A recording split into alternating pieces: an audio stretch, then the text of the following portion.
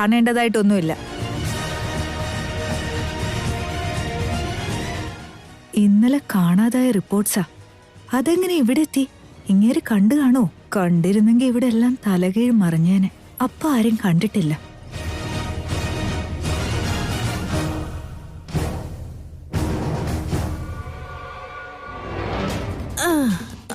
അമ്മാ, എല്ലാരും വിഷം കഴിച്ച് മരിക്കാൻ പോവുക. ഞാനാണെങ്കി ഒന്നും കഴിച്ചിട്ടുമില്ല. വിശന്നിട്ട് വയ്യ. പാലെങ്കിലും കുടിക്കട്ടെ. എടി പെണ്ണെ, ഇങ്ങ് വന്നേ, ഒരു സഹായം ചെയ്തേ. ആ പറയ്, എന്താ?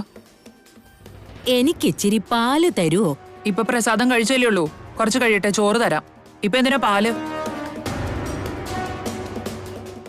വൈദേഹി എങ്ങനെ അമ്പലത്തിലേക്ക് കൊണ്ടുപോവാ? ദേവൻ ആകെ കുഴപ്പത്തിലായല്ലോ.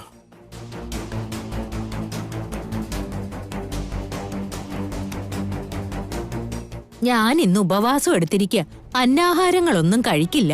കുറച്ച് പാല് കിട്ടുമായിരുന്നേ പിടിച്ചു നിക്കായിരുന്നു. ഇന്ന് ഒരു ദിവസത്തേക്ക് തരാം. ദിവസവും ചോദിച്ചാൽ ഇത് നടക്കില്ല. തരുന്നത് എന്താണെന്ന് വെച്ചാൽ അത് കഴിച്ചോണം.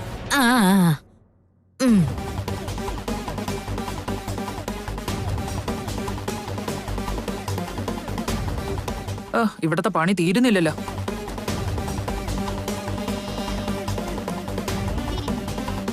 ബാലമണി, ഈ പാലാർക്കാ? ഇവിടെ പുതിയതായിട്ടൊരു കിളവി കയറി വന്നില്ലേ, അവർക്ക് വേണ്ടിയാ.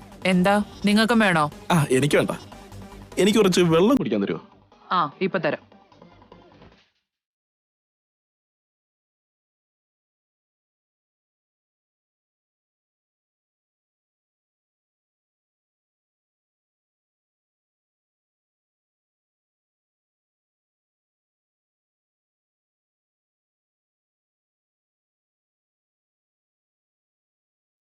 ദാ ഈ വെള്ളം കുടിച്ചോ.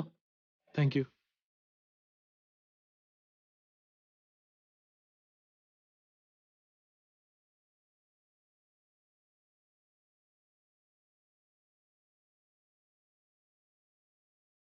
എന്നാ പിടിക്ക്.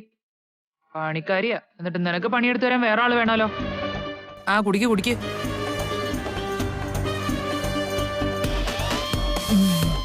പെട്ടെന്ന് കുടിക്ക്, എനിക്ക് വേറെ പണിയുള്ളതാ.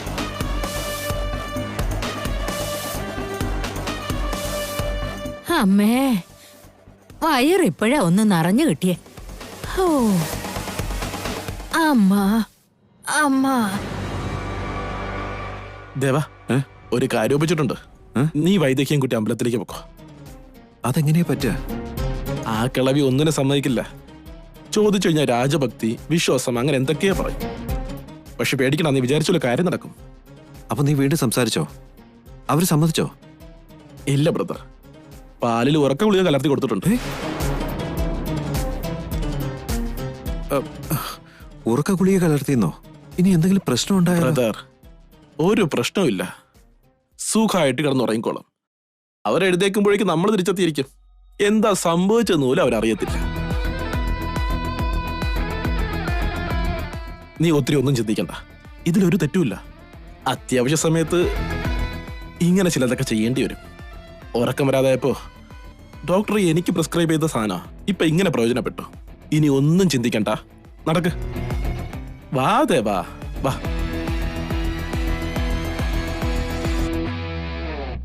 അമ്മാവാ, ഈ ലിസ്റ്റിലുള്ള എല്ലാ സാധനങ്ങളും വാങ്ങിച്ചിട്ടുണ്ട്. ഇനി വേറെന്തെങ്കിലും ആവശ്യം വരുമോ? അത് മതി മോളെ. പക്ഷെ ഒരു കാര്യം ആരും മറക്കാതിരുന്നാ കൊള്ളാം. ഇന്ന് നടക്കാനിരിക്കുന്ന ഈ പൂജ നമ്മുടെ ജീവിതത്തെ മാത്രമല്ല, നമ്മുടെ അടുത്ത തലമുറയുടെ വരെ വിധി നിർണയിക്കുന്ന ഒന്നാ. പവിത്രമായ മനസ്സോടും ഭക്തിയോടും കൂടി വേണം ഇതിൽ പങ്കെടുക്കാൻ.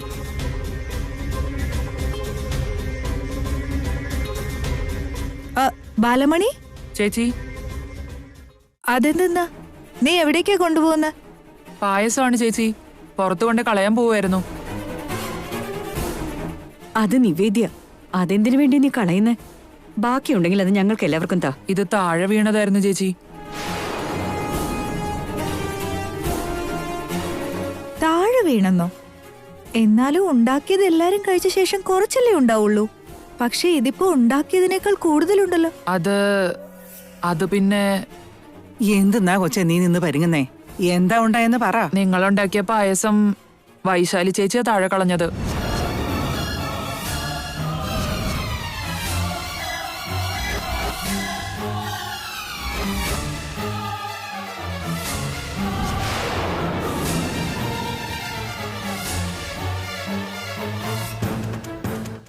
എന്താ പായസം എടുത്ത് കളഞ്ഞെന്നോ? പിന്നെ പായസം വിളമ്പിയതെങ്ങനെയാ? അത് ചേച്ചി വഴക്ക് പറയൂന്ന് കരുതി വൈശാലി ചേച്ചി തന്നെയാ വീണ്ടും ഉണ്ടാക്കിയത്.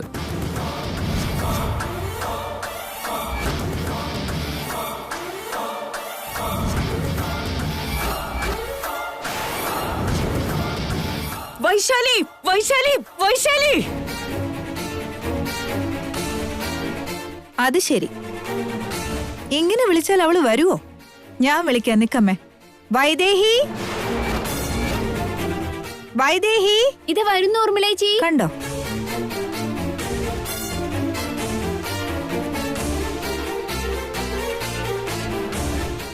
ഊർമിളേച്ചി കണ്ടല്ലോ അമ്മേ, ഇത് വൈദേഹിന്ന് വിളിച്ച ഉടനെ ഓടി വന്നത് കണ്ടില്ലേ?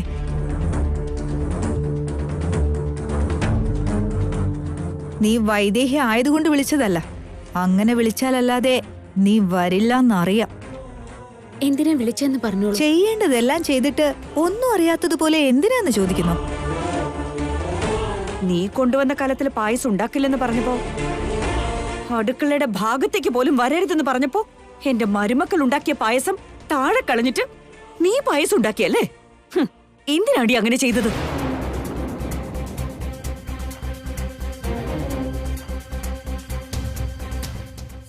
ഇതില് ചോദിക്കാൻ എന്തിരിക്കുന്നു? വീട്ടിലെ മരുമക്കൾ ഉണ്ടാക്കിയ പായസം ദൈവത്തിന് നേദിക്കണമെന്ന് വിചാരിച്ചതാ. ഇപ്പൊ അവളുണ്ടാക്കിയത് വേണമല്ലോ നമ്മള് നേദിക്കാൻ. അപ്പോ ഇവിടത്തെ മരുമകളാവണമെന്നുള്ള അവളുടെ ആഗ്രഹം നിറവേറിയതുപോലെയല്ലേ?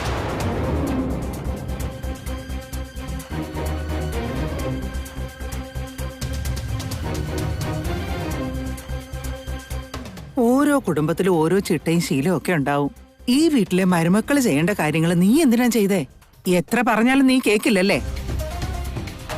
അങ്ങനെ മനസ്സിലാക്കിയിരുന്നെങ്കി ഇത്തിൽ കണ്ണി പോലെ ഈ വീട്ടിലിങ്ങനെ അള്ളിപ്പിടിച്ചോണ്ടിരിക്കുവായിരുന്നു. സത്യത്തിൽ പായസം മാത്രമേ ഉണ്ടാക്കിയുള്ളൂ? അതോ ഇനി അതില് വല്ലതും കലർത്തി ഞങ്ങളെ എല്ലാരെയും കൊല്ലാൻ വല്ല പ്ലാനും ഉണ്ടായിരുന്നോ?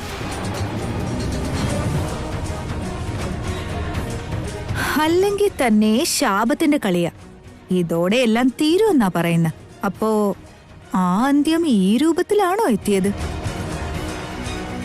നമ്മുടെ എല്ലാവരുടെയും മനസ്സമാധാനം നശിപ്പിച്ച് കൊല്ലാനുള്ള ശ്രമമായിരിക്കും.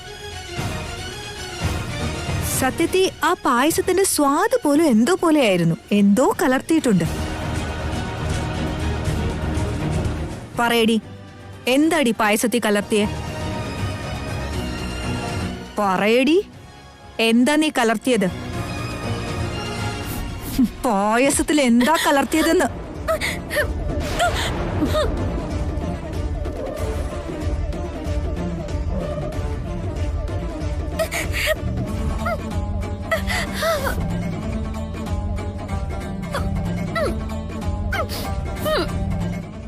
ഏട്ടത്തി,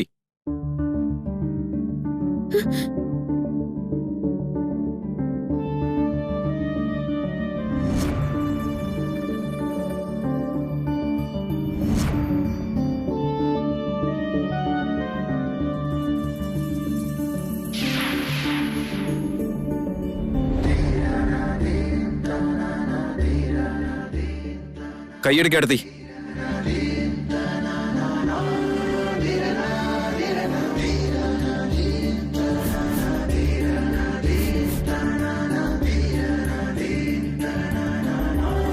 കൈയെടുക്കാൻ.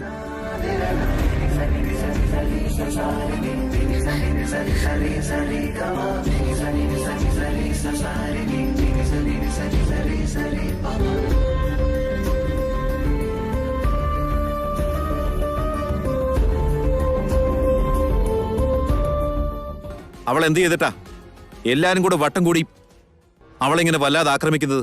എന്നോട് ഒച്ച വെച്ചിട്ട് കാര്യമില്ല ദേവാ. നീ കാണിക്കുന്ന സഹതാപം ഇവൾ എവിടം വരെ എത്തിച്ചെന്നറിയോ? അതാദ്യം മനസ്സിലാക്ക്. അതിനിവിടെ എന്താ സംഭവിച്ചത്? നിക്കോർമിളെ, ഞാൻ പറഞ്ഞോളാം.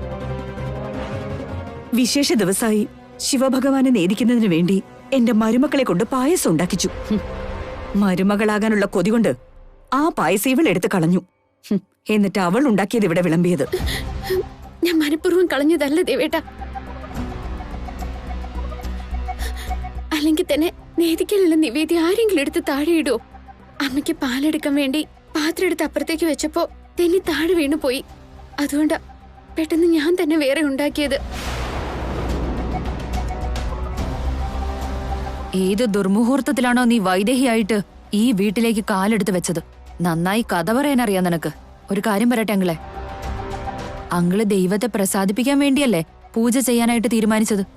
പക്ഷെ ഇങ്ങനെയുള്ളവരെയൊക്കെ വീട്ടിൽ പിടിച്ചു നിർത്തി കഴിഞ്ഞാ ദൈവാനുഗ്രഹം ഉണ്ടാവോ? അല്ലെങ്കിൽ ദേവന് മനസമാധാനം കിട്ടുവോ?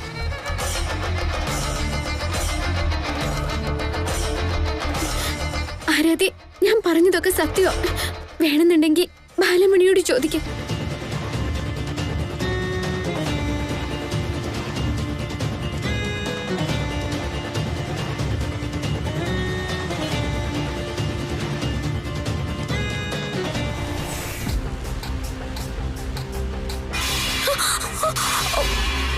അയ്യോ, ഈശ്വര, പായസം മുഴുവനും താഴെ പോയല്ലോ. ഇനിയിപ്പോ എന്താ ചെയ്യാ? അയ്യോ, എന്താ ചേച്ചി ഇത്? പായസം മുഴുവൻ പോയല്ലോ. മനഃപൂർവ്വം ചെയ്തതല്ല, കൈ വഴുതി വീണതാ. ആരോടും പറയണ്ട. വിശേഷ ദിവസം ഇങ്ങനെ സംഭവിച്ചു എന്നറിഞ്ഞാ എല്ലാവർക്കും വിഷമാവും. പൂജ തുടങ്ങുന്നതിന് മുന്നേ ഞാൻ വേറെ ഉണ്ടാക്കിക്കോളാം. ശരി ചേച്ചി, ഞാനിത് വൃത്തിയാക്കിക്കോളാം. ആ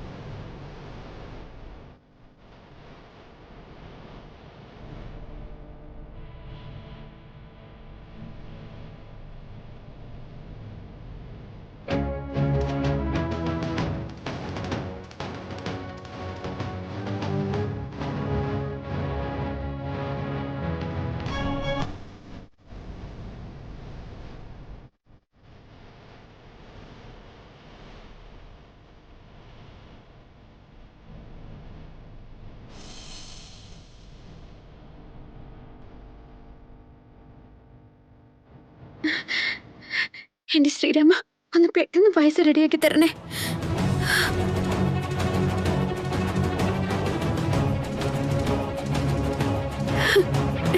ശ്രീരാമ, പായസം റെഡി.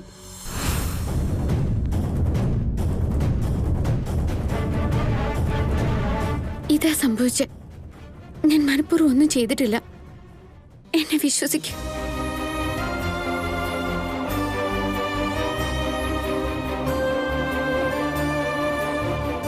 നിന്റെ ഈ കള്ളക്കഥകളൊന്നും കേൾക്കാൻ ഇവിടെ ആരും ബുദ്ധിയില്ലാത്തവരൊന്നുമല്ല. നീ മനഃപൂർവ്വം തന്നെയാ ചെയ്തത്. അതിൽ എന്തൊക്കെയാണാവോ ഇവള് ചേർത്തിട്ടുണ്ടോ? മതിയാക്കുന്നുണ്ടോ?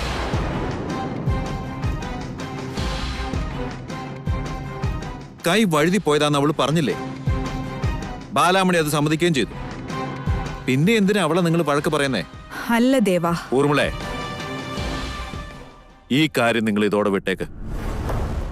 ദൈവത്തിന്റെ കാര്യത്തിൽ ആരും കള്ളം പറയില്ല എന്ന് വിശ്വസിക്കാം. അഥവാ പറഞ്ഞാൽ ആ പാപം അവർക്ക് തന്നെ കിട്ടിക്കോളും.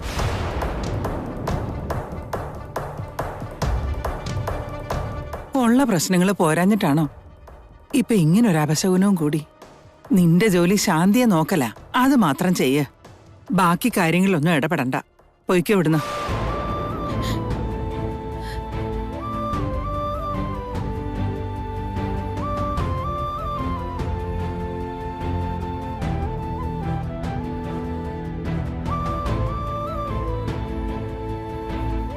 നടന്നതെല്ലാവരും മറന്നേക്ക്. എന്നിട്ട് ഇനി നടക്കാനിരിക്കുന്ന പൂജയെക്കുറിച്ച് ചിന്തിക്കേ. അതിനാണിപ്പോൾ പ്രാധാന്യം.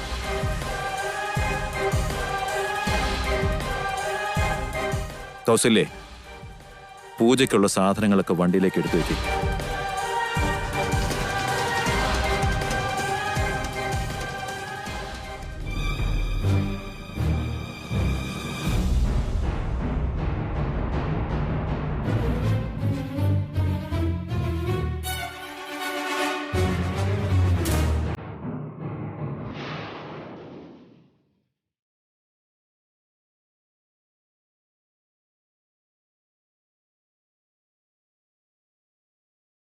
ബോധം മുഴുവനും പോയിട്ടുണ്ട്. ഇനി എടുത്തുകൊണ്ട് സ്റ്റോർ റൂമിൽ അടച്ചേക്കാം. മര്യാദയ്ക്ക് ചോദിച്ചതാ, സമ്മതിച്ചിരുന്ന ഈ ഗതി വരുമായിരുന്നോ?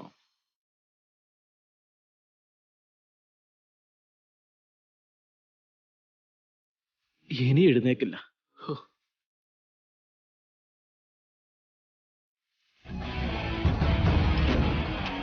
ബ്രദർ, അവരുടെ ബോധം ശരിക്ക് പോയോ? പോയി. ഇനി 3 മണിക്കൂർ നേരത്തേക്ക് എഴുന്നേക്കില്ല. അതിനോടൊക്കെ നമ്മൾ തിരിച്ചു വരാം. വേറെ പ്രശ്നമൊന്നും ഉണ്ടാവില്ല? ഒന്നും ഉണ്ടാകില്ല, ഞാൻ നോക്കിക്കൊള്ളാം. നീ പൊക്കോ. ആ ശരി.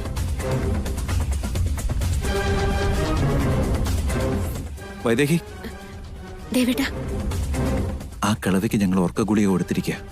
നീ ചെന്ന് അവരെ പോലെ വേഷം ധരിച്ചോണ്ട് വാ. നമുക്ക് അമ്പലത്തിലേക്ക് പോവാം. ദേവേട്ടാ, നമ്മൾ ഈ ചെയ്യുന്ന കാര്യങ്ങളൊക്കെ തെറ്റല്ലേ ദേവേട്ടാ?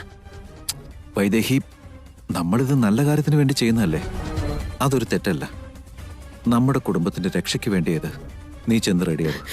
ദേവേട്ടാ, പറഞ്ഞ അനുസരിച്ചൂടെ? ഞാനില്ലേ കൂടെ, വേഗം റെഡിയാവും.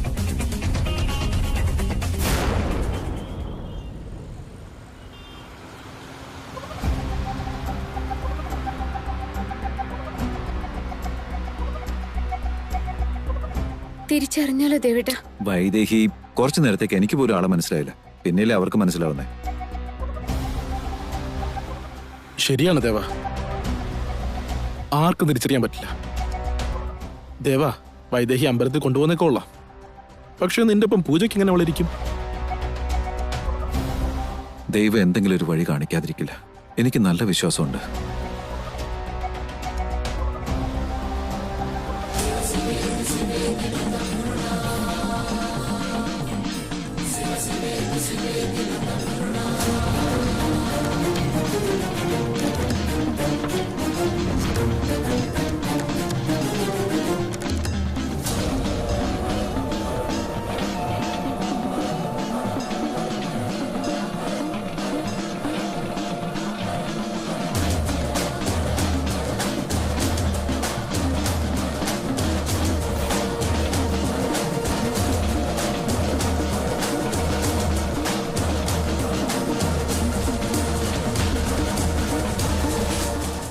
രാജകുടുംബം മകരസംക്രമണത്തിന് ദോഷനിവാരണത്തിനായി എഴുന്നള്ളുന്നുണ്ട്.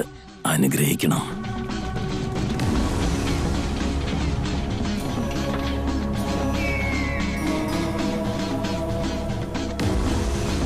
പല തലമുറകളായി ആ വംശം അനുഭവിക്കുന്ന ശാപം അങ്ങയ്ക്കറിയാത്തതല്ല. ആ ശാപം ആ വംശത്തിന് അറുതിയുണ്ടാക്കുന്ന അവസ്ഥ ഇപ്പോൾ ആഗതമായിരിക്കുന്നു. അനുഗ്രഹിച്ചാലും അടുത്ത തലമുറയ്ക്കുള്ള വഴിയൊരുക്കി തരൂ. എന്തിന് ഞാനത് ചെയ്യണം? എന്തിന് ഞാൻ അനുഗ്രഹിക്കണം? ആദി ദമ്പതിമാരുണ്ടാക്കി വെച്ച അപരാധത്തിന്റെ ഫലം ഇനി ഇവർ അനുഭവിക്കേണ്ടിയിരിക്കുന്നു.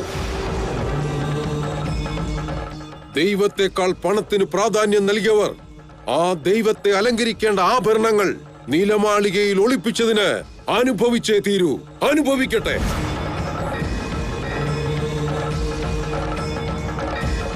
അവരിതുവരെ അനുഭവിച്ചതൊന്നും മതിയായില്ലേ? ആ മഹാദേവൻ കരുണാമൂർത്തിയല്ലേ? അനുഗ്രഹിക്കില്ലേ? നന്മ ചെയ്യുന്നവർക്കാണ് കരുണാമൂർത്തി. പക്ഷേ പാപം ചെയ്യുന്നവർക്ക് അവൻ സംഹാര രുദ്രനാണ്.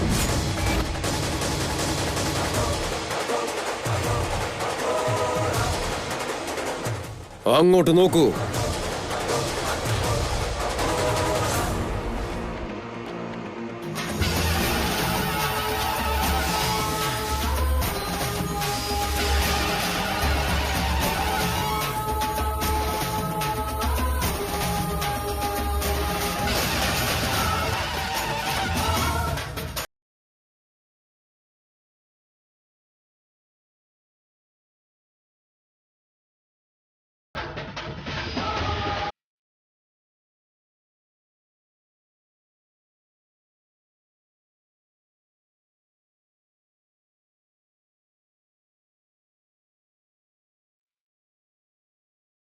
നിത്യവും തെളിയേണ്ട അഖണ്ഡ ജ്യോതി 6 തലമുറകളായി അണഞ്ഞിരിക്കുകയാണ്. ആ പാപം എവിടെ കൊണ്ടുപോയി തീർക്കും? ആ ദീപം തെളിയിച്ചാൽ? തെളിയിക്കുവാൻ ആരുണ്ട്? ആ മഹാദേവനെ പ്രസാദിപ്പിക്കുവാൻ കഴിവുള്ള നിഷ്കളങ്കനായ ആരുണ്ടാ വംശത്തിൽ? ഉണ്ടെങ്കിൽ അവരോടൊപ്പം നിന്നുകൊണ്ട് എന്റെ ധർമ്മം ഞാൻ നിർവഹിക്കും. പക്ഷേ നിന്റെ പ്രയത്നം വൃഥാവിലാണ്. ഒരിക്കലുമല്ല. ജാതകപ്രകാരം ദേവനാ യോഗ്യതയുണ്ടെന്ന് എനിക്ക് നല്ല വിശ്വാസമുണ്ട്. നിന്റെ വിശ്വാസം ശരിയാണെങ്കിൽ എനിക്കും സന്തോഷം തന്നെ. ആ അഖണ്ഡ ജ്യോതി തെളിയണം. എന്റെ പരമശിവനും പാർവതിക്കും നിത്യവും പൂജ നടത്തിക്കൊണ്ട് ക്ഷേത്രത്തിന്റെ പൂർവ്വ വൈഭവം തിരികെ കിട്ടണം. എങ്കിലേ ആ വംശത്തിന്റെ ശാപം മാറിക്കിട്ടുകയുള്ളൂ. പക്ഷേ ശാപവിമോചനത്തിനു വേണ്ടി ആരാണ് ഇവിടേക്ക് വരുന്നത്?